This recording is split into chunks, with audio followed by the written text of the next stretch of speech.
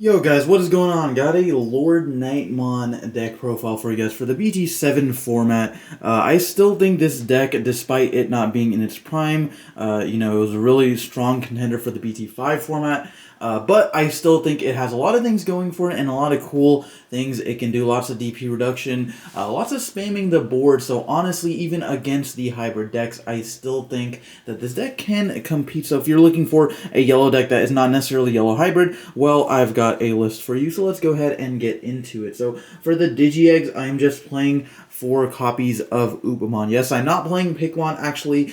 In this instance, I do think I would rather have the consistency of Upamon over the -1000 for the Pikmon. In this meta, I think War Growlmon and Starmons, stuff like that, are more than enough to get rid of most of your opponent's lower level 3 and level 4 Digimon. So I don't necessarily think you need the -1000. Not to say it's incorrect, but I do value the consistency over this. Because this is a traditional evolution deck, you are a little bit more prone to breaking despite the fact that you're playing a lot of consistency cards like Pulsemon, like TK, but I still do think I would rather have this as my Digi-Egg. So for the level 3 Digimon, of course, speak of the devil, we got 4 copies of Pulsemon. So this guy is, of course, still a really powerful card, being able to just on play draw one card from your deck. And then, of course, if you play him off a LordKnightmon for free, you not only get to draw, but if you've got 3 or fewer security cards, you get to gain a memory as well. So the kind of goal here is to get yourself to exactly 3, so you can resolve both effects, both playing him for a 2 cost or potentially a 0 cost, and then gaining a memory off of him if you play him from LordKnightmon, and then, of course, drawing you the card. But this definitely helps with the consistency a lot. And then I'm playing 4 copies of Starmons. I think this is another really good pick for this meta, of course, because whenever you play him, you get to -1000 to something on your opponent's side of the field for each Digimon you have. So even just playing him by himself, that's a -1000. It kills BT7 Flamemon as well as Strabimon. If you got 2 things, -2000.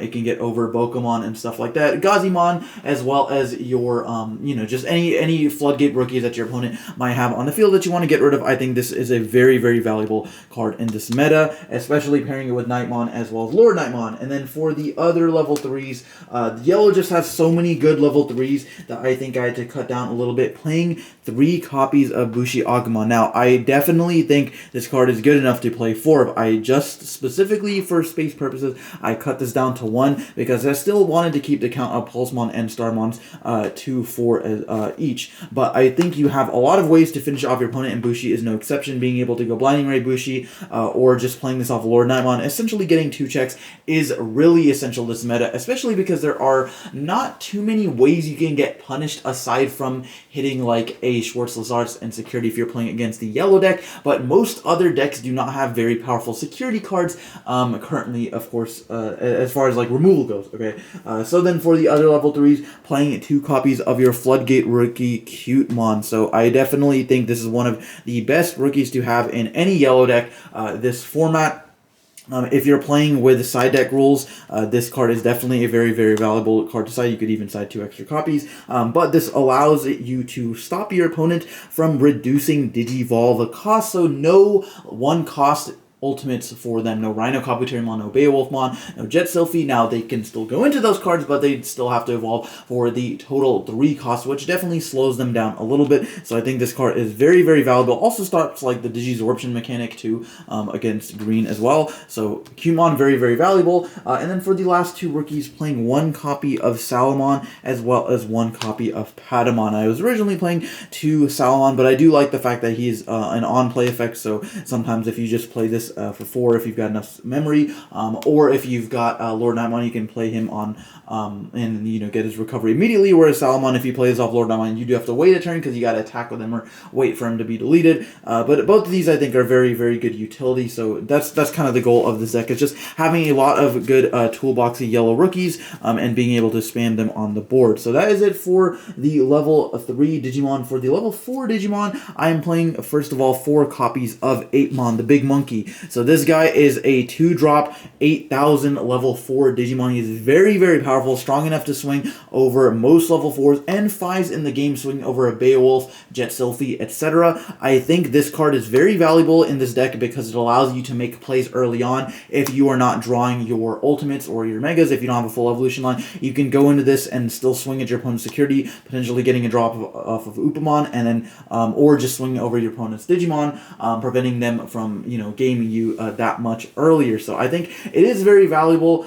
And then for the blockers in the deck, playing 4 copies of Pidomon as well as 2 copies of Unimon. So 4 copies of your 1-cost blocker just for the cheap evolutions, and then 2 copies of your 6,000 blocker, getting over like your opponent's lower level 4 hybrids like Kazemon, Beetlemon, etc. So I think both of these guys, you definitely need to include blockers in this deck, like I said, because it is a traditional evolution deck. It's a little bit slower, so you do need to actually play blockers to prevent your opponent from just swinging with all of their Digimon. Unless you're playing against blue, then that can get a little bit annoying because then they can stun your blockers, and as well as stun your LordKnightmon. So blue is definitely one of your most annoying matchups because LordKnightmon's ability relies on you to be able to attack to bring out more Digimon from your hand, but if it can't attack and if these can't block, then you're kind of a sitting duck for their strategy. So blue, definitely a tough matchup, but you've got a lot of other things at your disposal. So then for the other level 4s, playing just lastly 2 copies of Kazemon.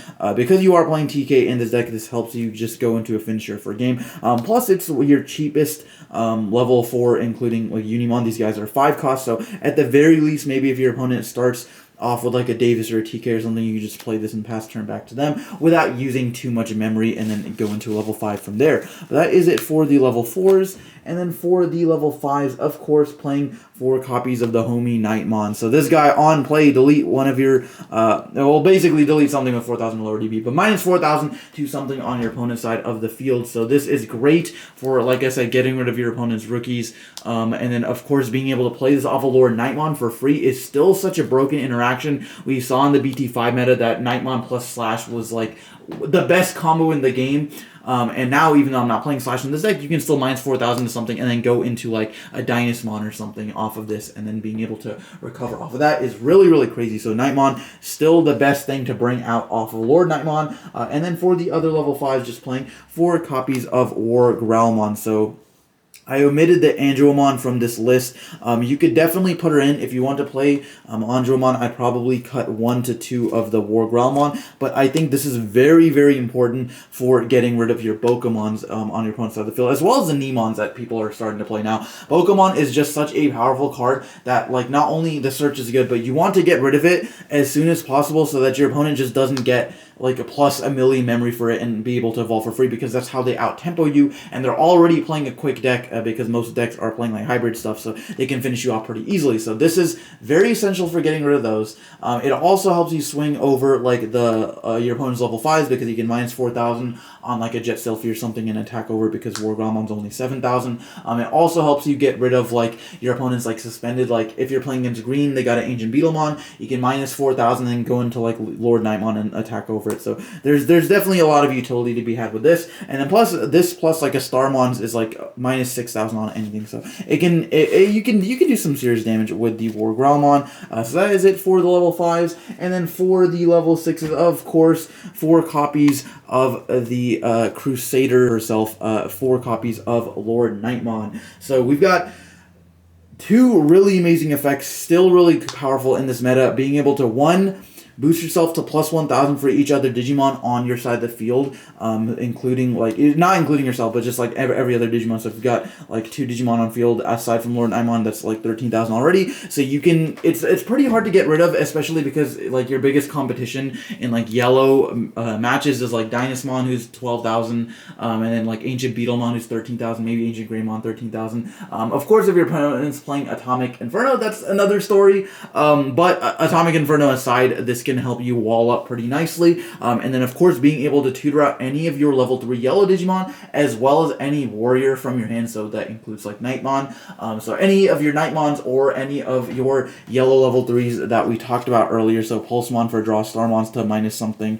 Cutemon for a Floodgate, Bushi to go for game. So you've got a lot of options at your disposal. So LordKnightmon, I still think, is a very, very powerful card. And not a lot of decks have ways to get rid of this. Okay, realistically, like against red, if they're playing Gaia Force, but you're usually beating red anyways. And then green, they've got like the Ancient Beetle combo. If you're playing against blue or yellow, this guy is mostly sitting on the field. If your opponent lets this guy sit on the field for more than like 1 or 2 turns, you can rack up so much advantage off of her effect. And then we've got 2 copies of Dynasmon as well as 1 copy of Yellow Wargreymon. So Dynasmon, I think, is one of the most powerful Digimon, yellow Digimon in this format. Being able to, of course, add to your consistency for the fact that you get to like reveal top 6 and search like any Digimon amongst those. But of course, for the constant Holy Wave effect in a format with hybrids, when it's very difficult to determine when you are going to get gamed, and for your opponent to be able to just sit on their tamers that you can interact with and just attack, one by one. This is a really, really powerful card to have, being able to let you survive multiple turns. I honestly kind of want to play 3 Dynasmon. I might suggest playing like 3 LordKnightmon, 3 Dynas, and 1 Wargreymon. But the name of the game is LordKnightmon, so I think, of course, you have to play 4 copies of her. But anyways, and then 1 copy of Yellow Wargreymon. This card is really, really powerful, this format. So if you guys don't know what this card does, maybe if you're new to the game or it's been a while,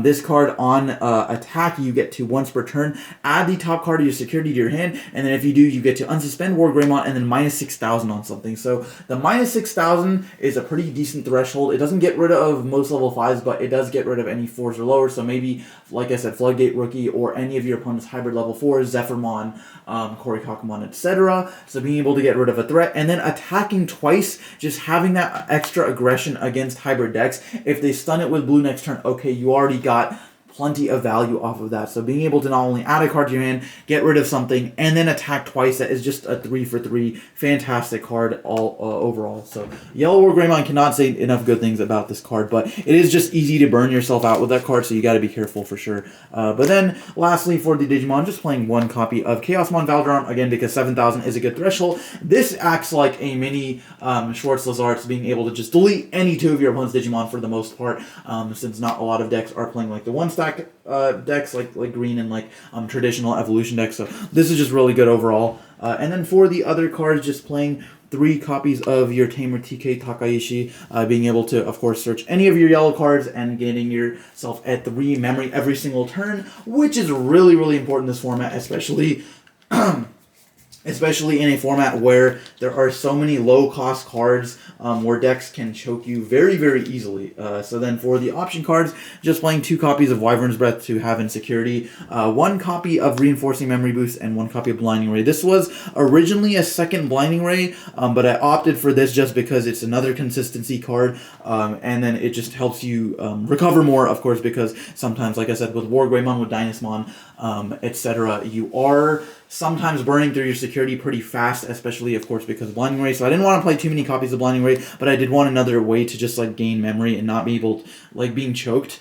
So I think Reinforcing Memory Boost is really good for that. And then, of course, it's one of the only cards on the limited list, so it's there for a reason. It's a really, really powerful card. So that is it for the deck profile. So guys, that is going to do it for this Yellow LordKnightmon deck profile. Let me know what you think down in the comments of LordKnightmon. Do you think it's still a competitively viable deck, or do you think it's just outpaced a little bit too much by the other hybrid decks roaming around in the format? But let me know your thoughts in the comments below. But thank you guys for watching, and we'll see you next time.